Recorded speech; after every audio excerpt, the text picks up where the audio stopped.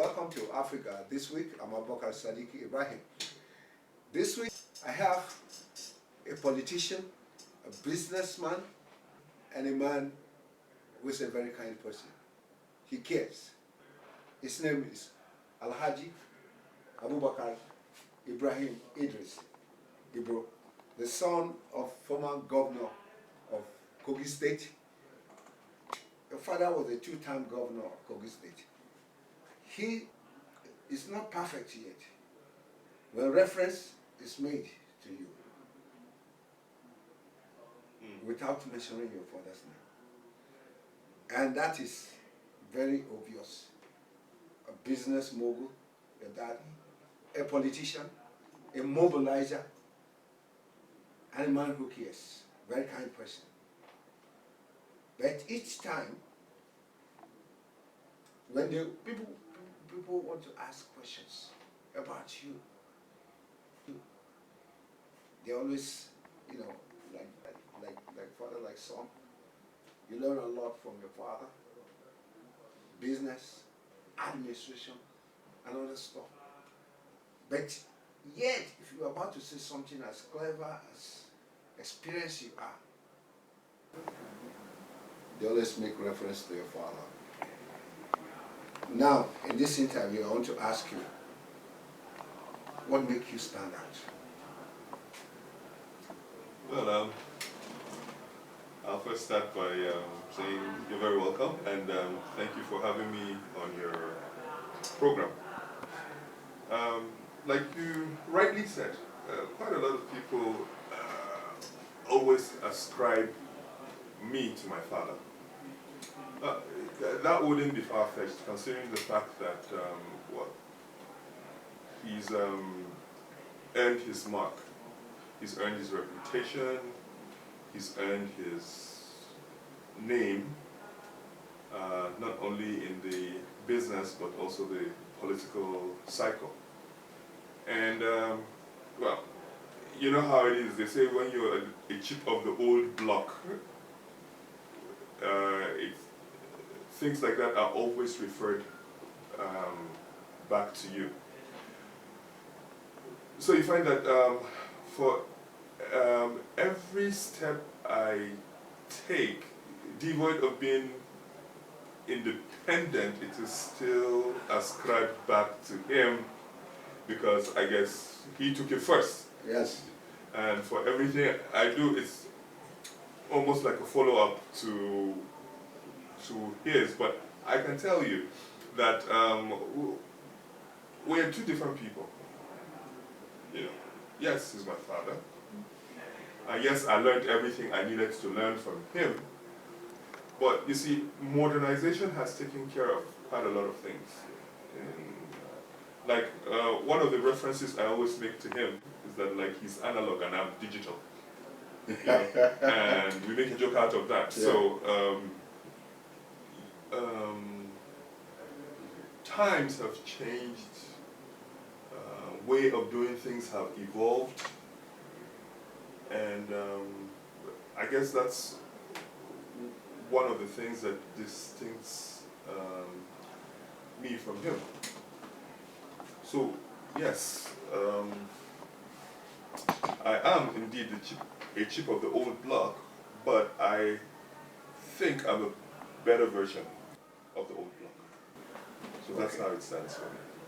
That school of thought and the lesson you have learned, being around him has made a person on your own. Most definitely. Yes. Most definitely. That is correct assessment. Yes. Being with him rather has helped shape me in a lot of ways. My thinking, my attitude to business, my dealings with people, my affection to the quality of people's being, maybe my ambition, a lot of things, yes. Yeah. In 2019, because of the deep sense of reasoning to people, listen to people. You get this clarion call from your constituency and people in Kogi State in general, and members of People's Democratic Party, the platform in which you run for Kogi State governorship. You say you did this. Correct me if I'm wrong, but I know that you have said it in the past. You could not resist the call from people to come and contest for that covered seat, being a governor of Kogi State on the platform of People's Democratic Party, PDP. And you did. Tell us about that experience. How did you, responded to that call?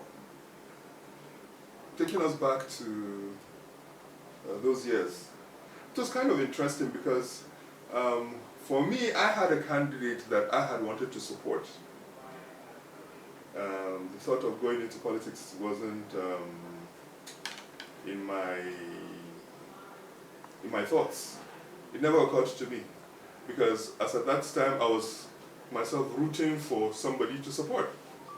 And this group comes and says, okay, look, we want you to come and run. I said, for what? And they said, we want you to run for governorship. And I'm like, no, this can't happen because my father was already governor. So, I mean, it doesn't make sense me coming again to run. Do you understand?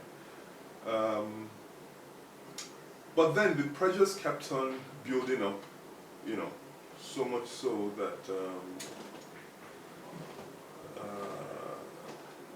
I eventually caved in to the people's pressure.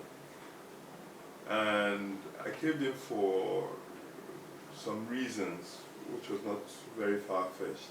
That one, I was able to try and understudy my father when he was in governance, and with my experience in the business world vis-a-vis, in politics, and then of course the exposure I had, and then of course the education, I felt they were necessary ingredients that could make a difference if I decided to run. So eventually, like I said, after so much pressure, I caved in and I decided to throw in my hat and run for the seat of the governorship of Kogi State. And all that was fantastic, until, we toured and I saw the people's general warmth and acceptance towards receptions and motivation. Exactly, so many prayers, support, name it. And all that went very fine, but sadly it was truncated, We are getting to that. We're going to there about the truncation and so on and so forth. Do you have a sense of fear? It's not a fear. Everything we do, if you don't have fear, you cannot succeed, because it's going to make you work harder to be able to push away that fear. Let me give you an example. I'm going to take you outside the Kogi State. When people say, this is a man, very accomplished man, very thoughtful, well-educated, businessman, he understands what his father goes through daily as a politician, as a governor of a state. But yet people think, okay, are you going to continue the dynasty of your father? And it hurts But I think you also said earlier that, okay, no, you can't walk away without being that reference to my dad. And you did. In the United States, I'll give you an example of George W. Bush. George W. Bush was a legislator in Texas. House of Assembly. He was in Texas. He went to Federal House of Assembly, House of Representatives. Then he became the director of CIA. His son became the governor. He had a businessman, baseball, and other stuff. Then he became the president of the United States. When he defeated Al Gore, then his brother, originally they are from Alaska, then they came and stayed in Texas. True. And they dominated the politics of that place. The brother, is it Jacob or Joseph? He became the governor of Florida. Can you see this? That is both the West and the South is taken over by these people and the Senate, in a White House. So you are here, and people say, well, his father is going to try to create a dynasty, and that it has not even gone to that level at the moment. That's when they say, do you have a fear of acceptance? And if that fear is conquered, you went to declare a call by people for you. You're a gentleman. I've seen you, and people refer to you. You are not another person, and you accept that call to go in for governorship. You were not satisfied with the primary that came at that moment, or at that time.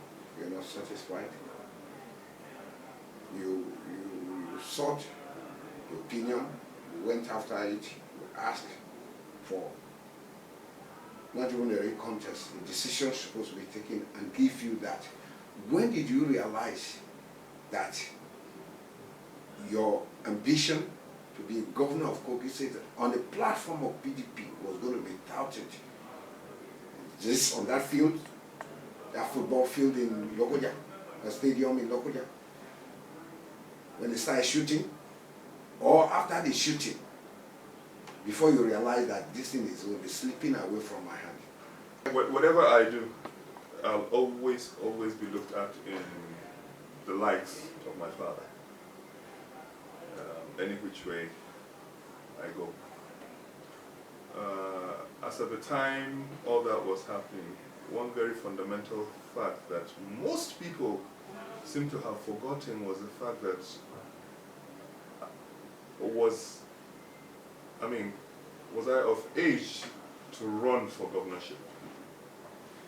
Yes. Was I educated enough to run for governorship? Yes. The fact that my father had been governor, does it deter me from being a governor? No. Am I constitutionally qualified to run for governorship? Yes. So, putting all this together, yes, if I become the commander-in-chief today, I would always be referred to Yes. as an Ibro, and I'm proud of it. No regrets whatsoever. But the one thing people seem to forget is that I have a mind of my own, just like my father has a mind of his own. So, we're two different people. And there is no restriction on me going after my ambition as governor for governorship. Just like you were making reference now to the United States, where George W. Bush Sr. was the 44th president, while George Bush Jr. was a governor in Texas, and they come from Alaska, you know. And when you translate all that, even to Nigerian context, there have been scenarios where we have political families. I mean, in Kwara there we've had, in Lagos we've had, Adamawa, and pockets of places. So I don't see why Kogi State's own will be spectacular or different from, you know, what is actually happening Worldwide. world over. Exactly, exactly. Coming back to your question, when I went into these elections, I went into it with one sole aim, and that's to come and serve our people. So I didn't have any inking that, you know, anything was going to go wrong, or, you know, it was going to be truncated, or somebody was going to play smart, or no.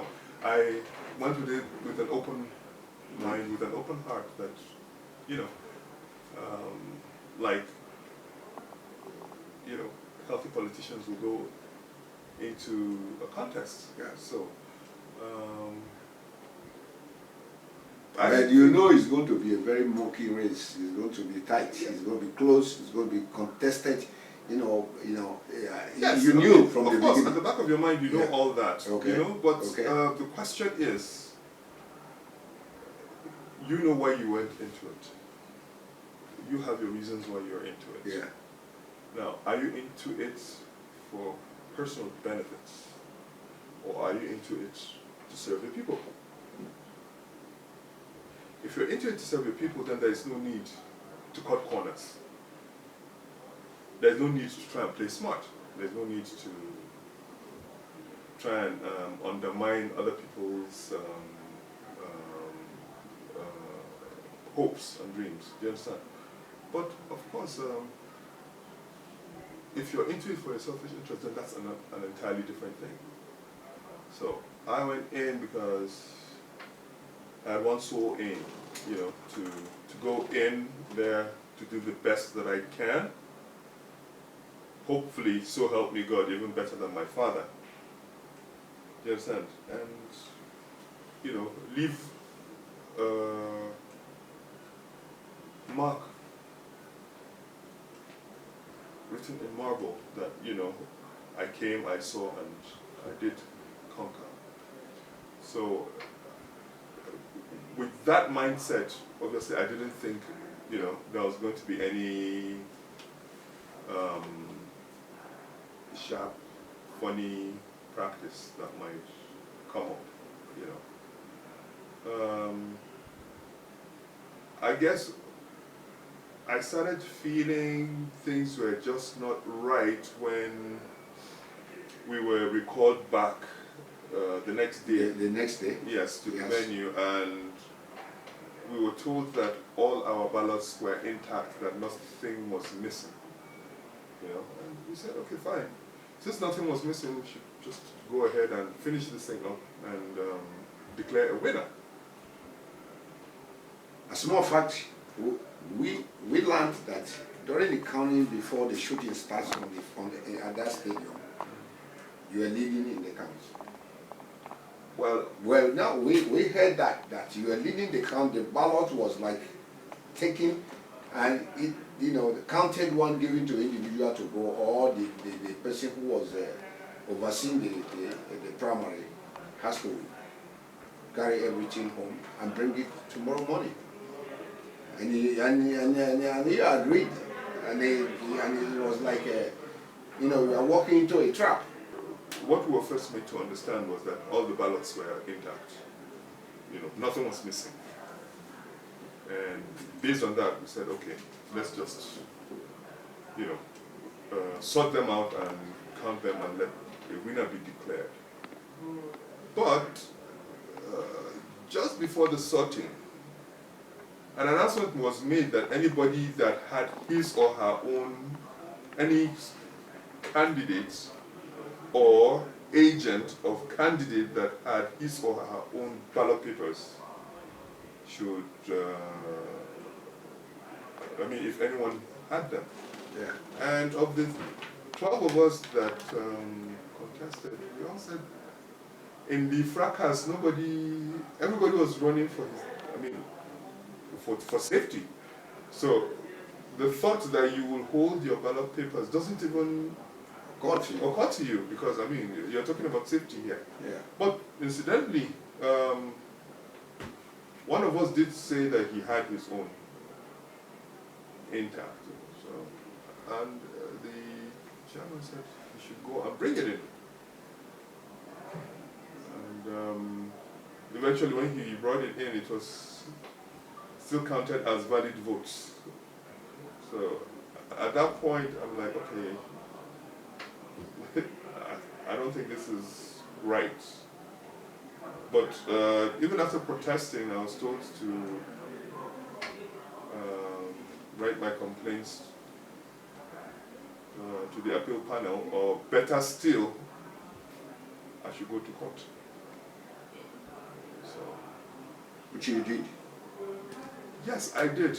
Now let me make an impression here. I did go to court not because I didn't like the candidate, but I didn't like the system that brought in the candidate. Yeah, it was faulty. It was faulty. Thank you. So that's what I went to fight in court. You understand? I mean, it's not. I had You no. wanted it because of the faultiness of that election, and you wanted it to be overturned and give the victory to you. Yes, Okay, that's my request in court. what we saw was that, or what a lot of people saw is that it didn't go to a logical conclusion. It was sort of like, okay, you did not do this at the right time, you did not do that at the right time, and you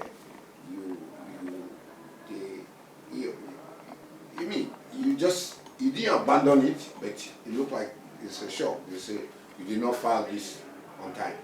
Is that correct? Or they just say you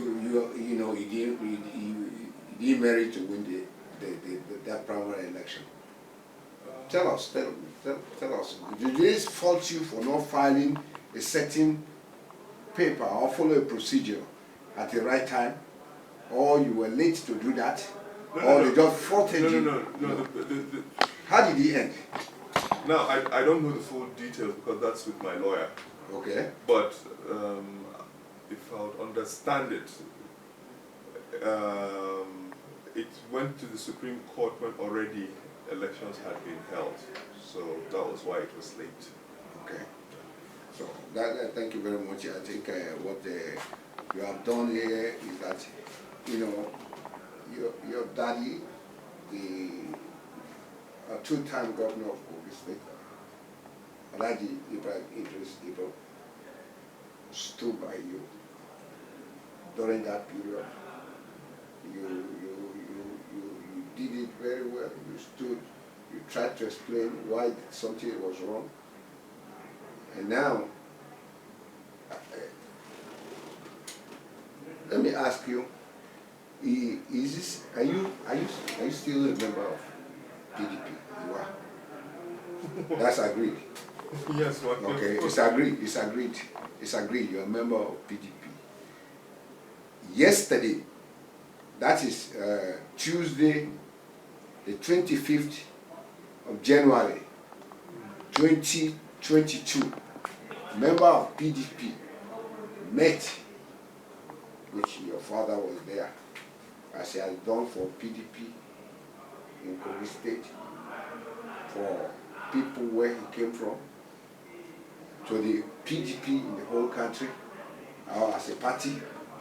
He was there yesterday, and they tried to settle things that is happening in PDP as a result of the Congress, and then let's settle things out of court, or let's have out of court settlement. You agree that process?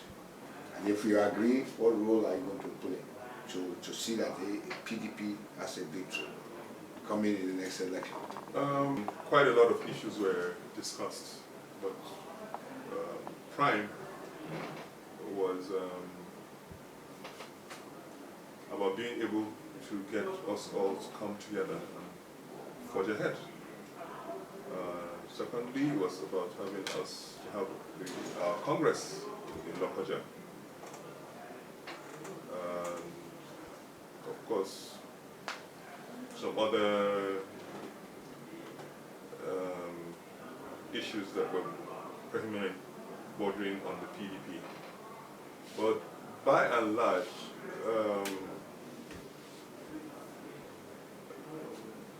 the issue of court cases being in court by aggrieved members was also mentioned. But, you know, I must give it to the PDP in Kogi State. We've been able to resolve all our issues without any external problems. And to that effect, I think, these two will be resolved without too much rancor. Now, if I would go to the chairman, the Kogi State PDP was the first to come up with the issue of consensus candidates and all that. And it recorded a high level of success, in the sense that we had over 80% success. I mean, you can't have 100% in anything anyway. So we had 80% success in that. And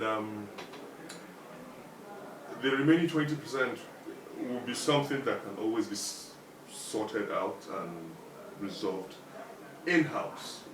You understand?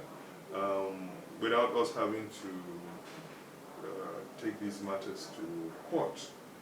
And so those are some of, like you said, was what was discussed. And yes, the party is making moves on how those issues can be resolved without further rancor in court.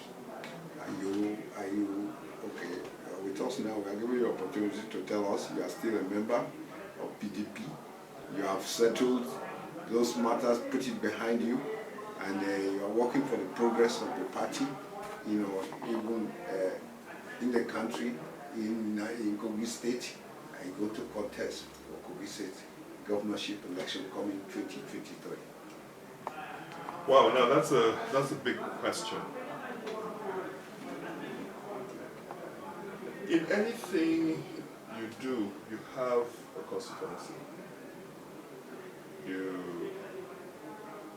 don't take singular decisions on your own, if you understand what I mean.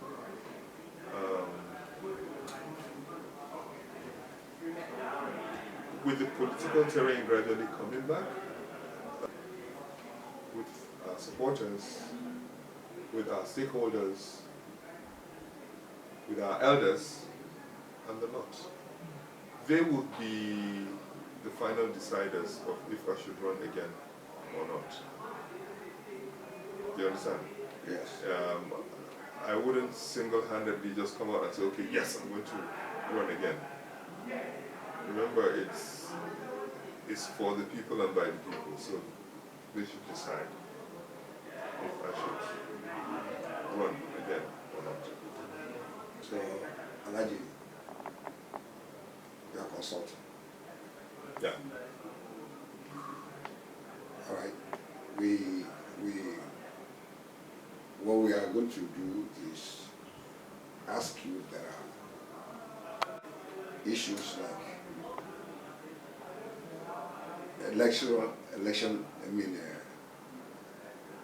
the amendment to our constitution regarding the elections. Now, the president is waiting, of this country is waiting to assent. He refused to do that recently because he said there's direct,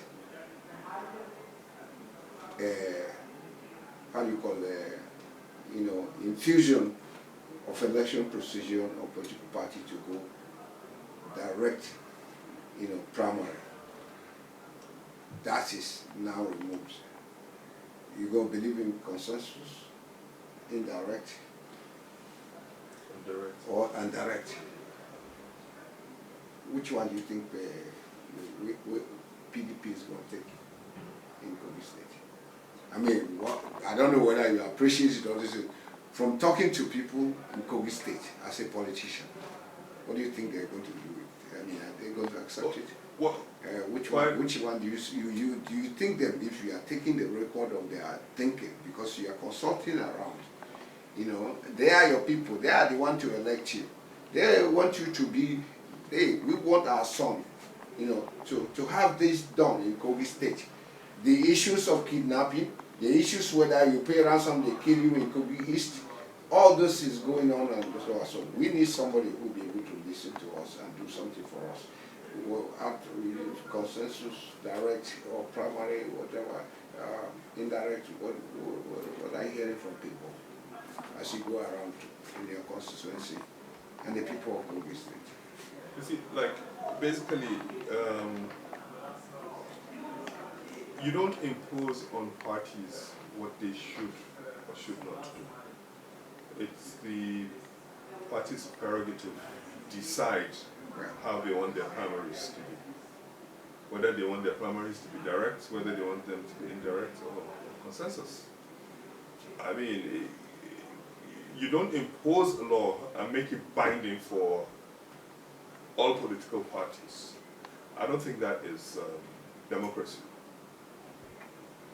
Now, if something you beat your chest, I know you have said from past, you know, in other interviews, you talk about the pain inside you of what is happening to people of Kogi State. And you want to be, you know, be able to be part to rescue a mission. What is it? This exactly, you are consulting people, what do you say? You're going to tell them what to do? Or you are holding on now? Or you're going to tell me of what you have seen that is people's pain, that you are going to solve their problems when you become governor of Kogi State, if you have finished your consultation. Tell us, sir. Well, like I told you earlier, I mean, that would be the sole prerogative of the people to decide if I should or should not. That's all. As regards to the mode that would be taken during the primaries, again, I think that should be the prerogative of the party to decide which way they want us to go, either direct, indirect, or consensus. Remember, like the PDP slogan, it's power to the people. So it's power of the people. So the people, the party, the deciders. Do you understand? Of how that having put that aside, with the pains that we are going in Kogi State right now, yes, that is really very sad. We shouldn't be going through so much, particularly in a state where, you know, there is a lot of resources, a lot of manpower, because whether you like it or not, you give it to our youths that they are not only strong, but intelligent. Now, the ability to utilize their potential to grow the state now lies in governance. I don't know if you understand what I mean. Let me try and put it in layman's terms. So we have a state that is very arable. We have very arable land, right? Yes.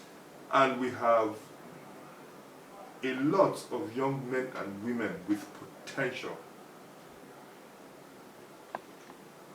All we need is governance that will direct that potential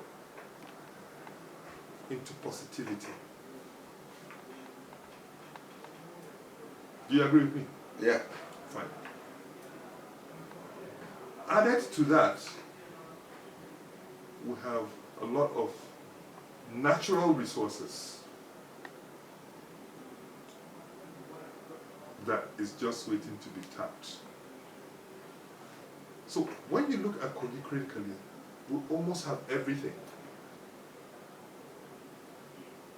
Everything in the sense that we have the resources, we have the land, The people. we have the people and the manpower. Yeah. So it's a coordination,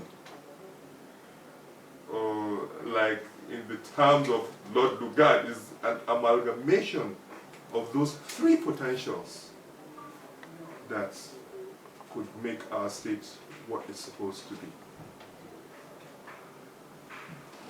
Because right now I feel that those energies are not channeled in the right direction.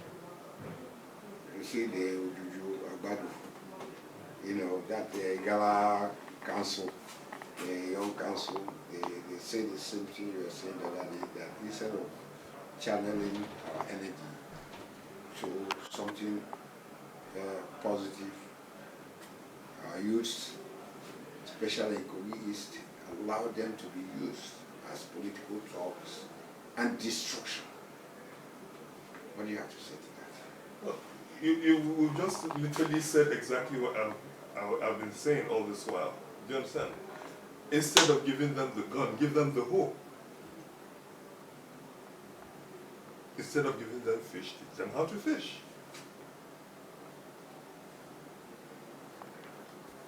Show them their potentials and add responsibilities to that potentials. Make them understand that, look, they can suppress their achievements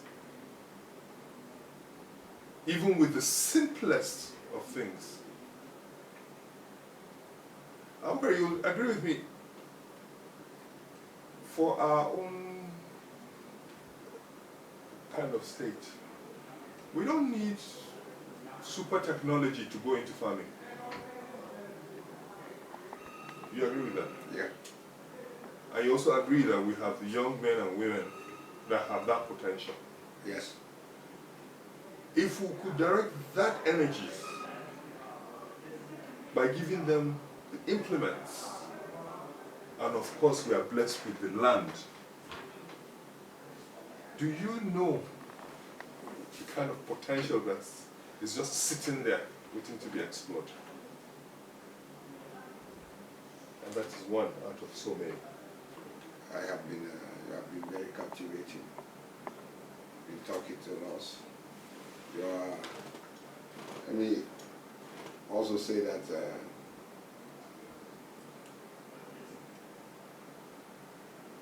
you are very purposeful when you discuss the politics as in the governance in Kogi State. You have, be engaging. We thank you very much,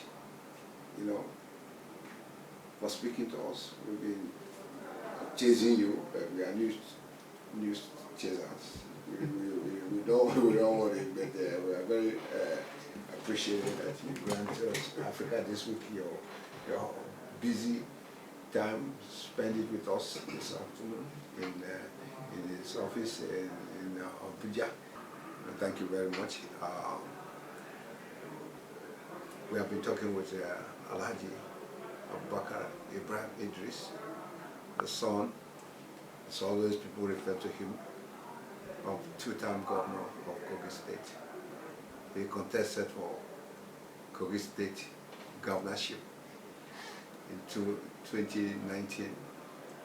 He lost at the primary, but he's still very involved in Kogi politics, national politics. We thank him for being around to speak with us, and as we are consulting, wish you good luck.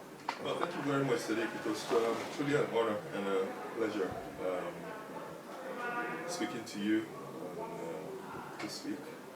And like I'll tell most people, that you won't won't know until you try. You know, so